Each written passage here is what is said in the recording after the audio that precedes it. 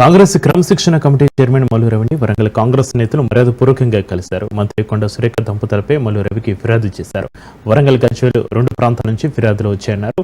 సమస్య తెలుసుకుని party line ప్రకారం ముందుకెళ్తామని వెల్లడించారు. Incharge Meenakshi Natarajan PCC chief Mahesh Kumar గౌడ్ను అడిగి సమస్య తెలుసుకుంటానన్నారు. బీఆర్సీ కార్యక్రమంలో రప్ప డైలాగ్ ప్లకార్డులపై మల్లు రవి స్పందించారు.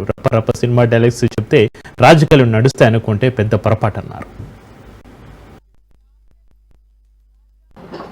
సినిమా డైలాగులు చెప్తే రాజకీయాలు నడుస్తాయని అనుకుంటే అది చాలా పెద్ద పొరపాటు. బీఆర్ఎస్ పార్టీ నాయకులు ప్రజల్ని ఈ రప్ప మాటలతోనే 2 సార్లు అధికారంలోకి వచ్చి తెలంగాణ రాష్ట్రంలో ఉన్నటువంటి ముఖ్యమైన సమస్యల్ని పక్కన పెట్టి వారు ఇష్టం వచ్చినట్టు రాజకీయ పరిపాలన చేశారు.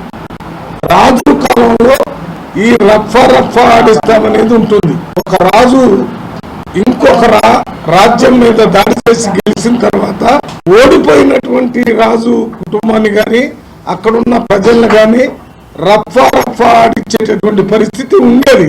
అది పోయి మనకు స్వతంత్రం వచ్చింది 1947లోనే వచ్చింది. అప్పుడు ప్రతిసారి ప్రభుత్వాలు మారుతుంటాయి, కొత్త ప్రభుత్వాలు వస్తుంటాయి, అదే అధికారులు ఉంటారు, అదే పరిపాలన.